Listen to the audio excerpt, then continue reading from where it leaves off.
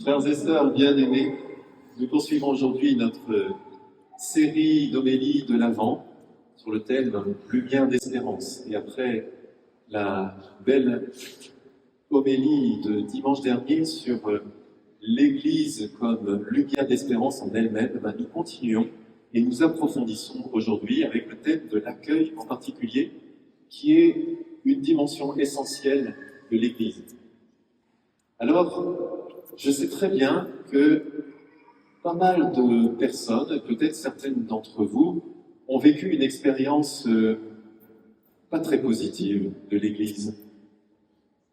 Un curé irascible qui vous jette dehors, ou bien une paroissienne ou un paroissien qui vous critique, qui vous juge de la tête aux pieds, ou bien quelqu'un qui vous dit « c'est ma place ici » et qui vous éjecte de votre banc. Alors tout de suite, je vous dis, ça c'est une fake church. L'Église de Jésus-Christ, c'est pas ça. Alors maintenant qu'on a dit ce que c'était pas, on va dire ce que c'est, et on va repartir de Jésus, parce qu'il faut toujours repartir de Jésus. Dans la deuxième lecture, nous avons entendu « Le Christ vous a accueillis pour la gloire de Dieu ». Frères et sœurs bien-aimés, le Christ vous a accueillis pour la gloire de Dieu. C'est-à-dire que son accueil est radicalement inconditionnel. Il n'y a pas de condition à son accueil. Parce qu'il vous aime. Et parce qu'il vous aime, il vous accueille tel que vous êtes. Avec votre passé, avec vos casseroles, avec tout ce que vous êtes. Et c'est justement parce qu'il vous accueille de façon inconditionnelle, profondément, que ça rend gloire à Dieu. Parce que la gloire de Dieu, c'est que nous soyons sauvés et vivants. Alors il faut un accueil comme celui-ci. Dans le psaume, nous avons entendu « Il délivrera le pauvre qui appelle et le malheureux sans recours ». Alors bien sûr, ce verset du psaume est à entendre d'abord au sens littéral. C'est-à-dire que Dieu a un souci, une attention particulière d'abord pour les pauvres et les malheureux. Ça, faut bien entendre. Il y a une option préférentielle de Dieu pour les pauvres et les malheureux. Mais ensuite, on peut largement élargir, si je peux me permettre, cette expression. Mère Teresa, qui s'y connaissait en pauvreté, disait que la plus grande des pauvretés, c'est de ne pas aimer. Alors pour le coup, peut-être ça nous concerne un peu, parce que nous cheminons avec tout ce qui fait nos pauvretés, nos misères intérieures. Ça peut être de l'ordre de « je ne sais pas aimer », il y a quelqu'un que j'arrive pas à aimer. Ou bien « je n'ai pas été assez aimé ». À mon avis, ça concerne tout le monde ici. On n'a pas été assez aimé. C'est aussi toutes les personnes qui vivent avec un vide intérieur qui, de plus en plus, devient insupportable. Le vide intérieur. Mais c'est aussi la solitude, dont on nous dit que c'est la première cause de souffrance en France aujourd'hui. La solitude, c'est terrible. Et puis, il y a la honte, et puis les remords de ce que j'ai pu vivre dans le passé, de ce que j'ai pu faire dans le passé, que je ne peux pas effacer et que je traîne comme un boulet dont je ne peux pas me libérer. Et tout ça, ça fait que nous sommes assimilés nous aussi à des pauvres que le Christ accueille dans son amour, parce qu'il doit délivrer les pauvres dans son amour. Frères et sœurs bien-aimés, quand vous entrez dans cette église, je voudrais que vous puissiez vivre quelque chose comme ça, du style, vous posez vos valises et puis, ici je suis accueilli parce que le Christ m'accueille, parce que Jésus m'accueille tel que je suis.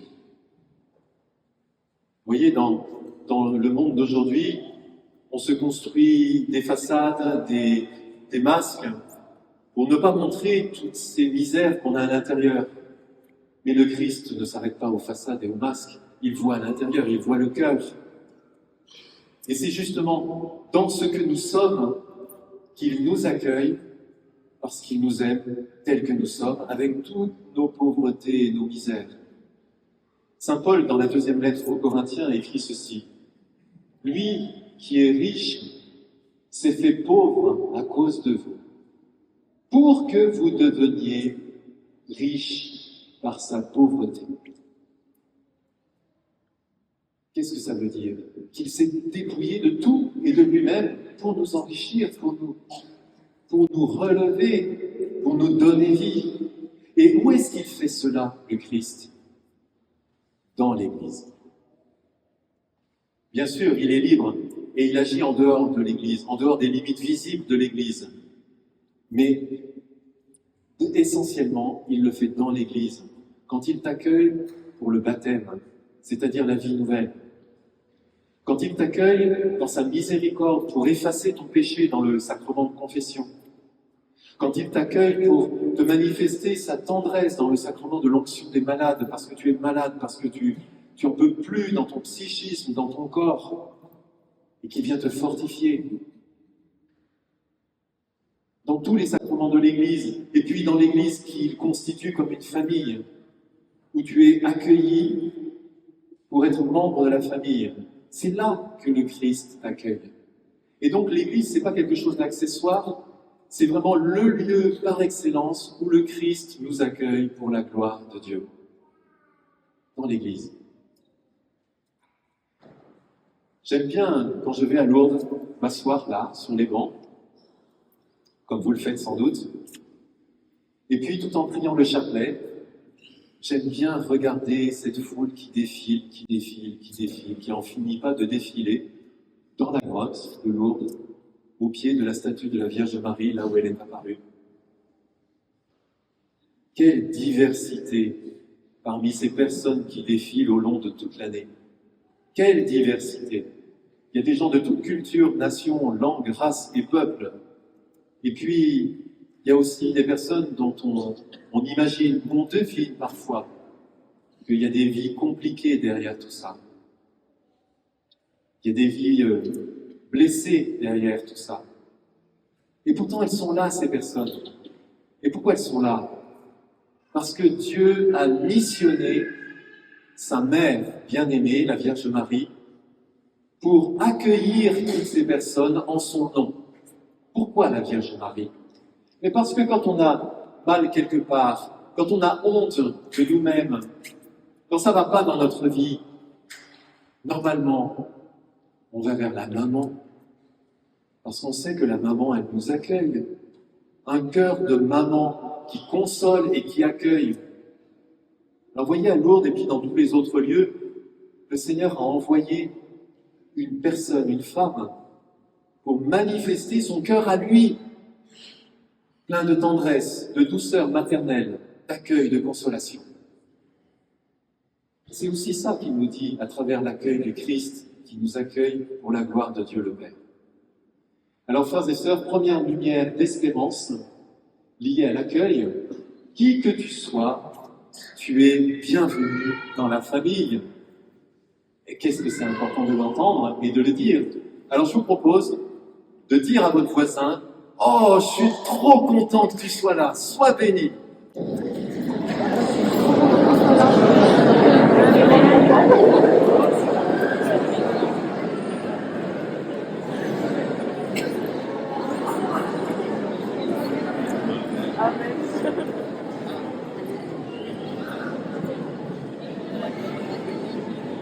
Frères et sœurs, si le Christ nous accueille ainsi inconditionnellement, je suis sûr que vous le voyez venir. Je vous cite le verset de Saint Paul en entier. Ah ben oui, ça c'est ce qu'on vient de faire. Hop. Accueillez-vous donc les uns les autres comme le Christ vous a accueillis pour la gloire de Dieu. Et oui, si Jésus nous a accueillis de cette façon inconditionnellement, nous avons nous aussi à nous accueillir inconditionnellement les uns les autres. Ça, c'est la mission de l'Église. Nous accueillir au nom du Christ. Si je remplace accueillir par aimer, ça donne aimez-vous donc les uns les autres comme le Christ vous a aimé pour la gloire de Dieu. Tiens, c'est bizarre, c'est un verset qu'on a déjà lu à un autre endroit, en Jean 13, 35. Aimez-vous les uns les autres, voici mon commandement, aimez-vous comme je vous ai aimé. Du coup, accueillir, c'est aimer. Aimer, c'est accueillir. Et ce qui nous fait grandir et ce qui nous fait cheminer, c'est d'accueillir et d'aimer comme le Christ, comme Jésus. Alors pour le coup, vous et moi, on a encore des progrès à faire et c'est pour ça qu'on est là. Pour accomplir de nouveaux progrès dans la charité, dans l'accueil, dans l'amour, dans la joie de nous accueillir les uns les autres. Parce que c'est nous qui sommes l'Église. C'est nous, c'est concret. C'est pas une entité abstraite qui vole au-dessus des nuages. Et donc, à chaque fois que l'Église manifeste un accueil inconditionnel à la façon de Jésus, elle exerce l'accueil de Jésus. Donc, toi qui m'entends ce matin, prends soin du pauvre, nourris l'affamé, abreuve celui qui est assoiffé,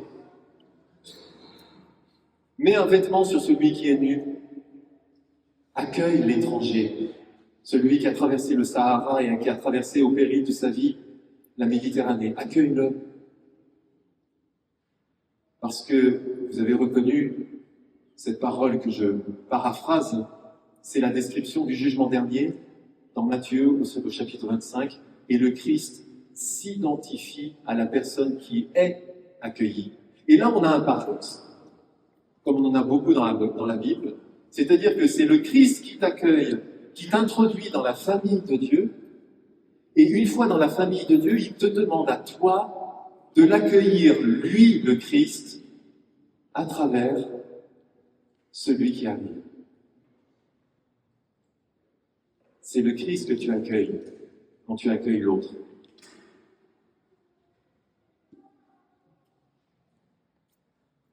Alors, frères et sœurs, voici la deuxième lumière d'espérance. Tu es fait, mais nous sommes faits aussi, parce que c'est plus lumineux quand on est ensemble, pour devenir lumière. C'est ce que disait Jésus, je suis la lumière du monde, mais dans Saint Matthieu, il dit aussi, vous êtes la lumière du monde. Alors on va se le chanter encore un peu. Bienvenue, bienvenue.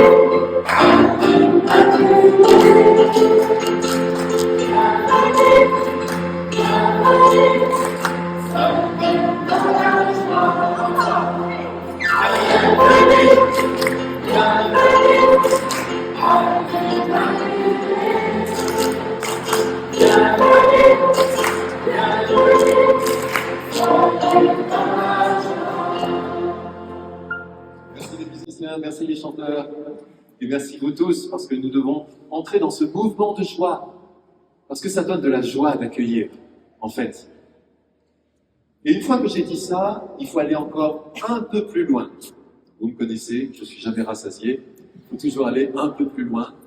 Nous avons entendu dans l'Évangile une citation du livre d'Isaïe, qui est appliquée à Jean-Baptiste, présent dans le cœur de l'Église, qui tourne notre regard vers Jésus. Et Jean-Baptiste, c'était quoi sa mission? Préparer le chemin du Seigneur, aplanissez sa route. C'est-à-dire que être accueilli par Jésus, oui, c'est super.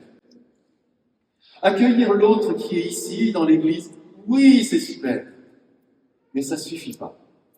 Si je veux accueillir à la façon du Christ, il faut que j'aille au-devant de l'autre.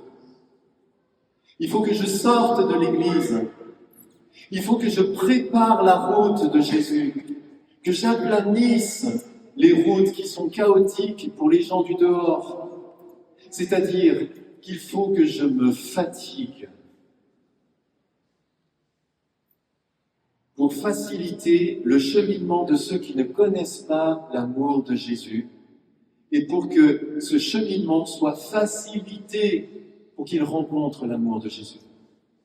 Si je fais partie de la famille de Dieu, je suis envoyé par le Seigneur pour préparer le chemin du Seigneur, pour aplanir sa route. Et ça, c'est dans vos lieux de vie, c'est dans vos lieux de travail, c'est aux rencontres des parents, à la sortie de l'école, c'est au supermarché, c'est dans vos lieux de travail, dans la rue, n'importe où, avec vos voisins.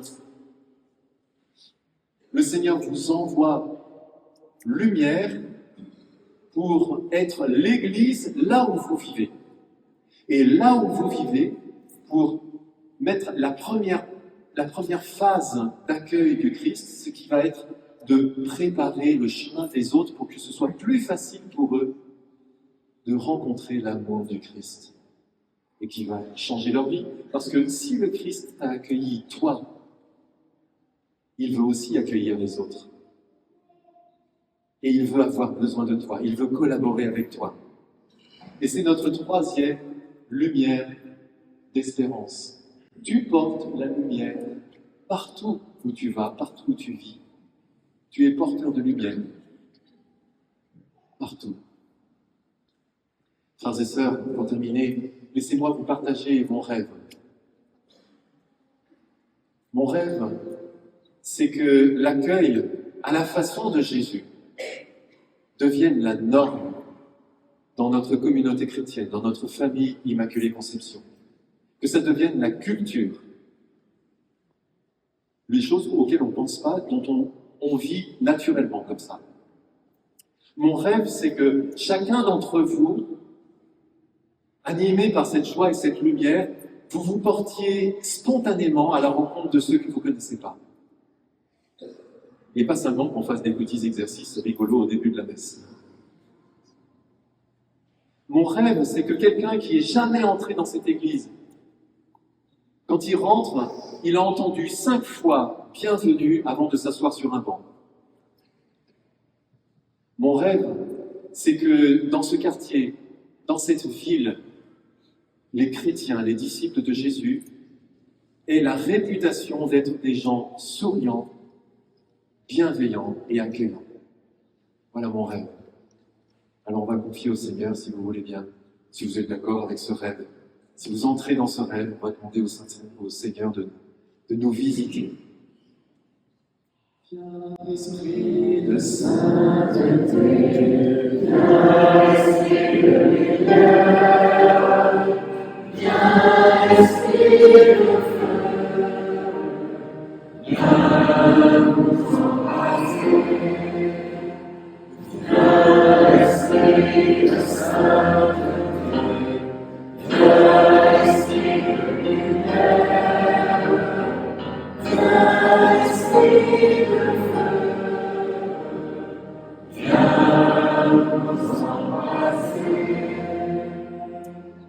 continuons à prier et à désirer que le Seigneur accomplisse cela.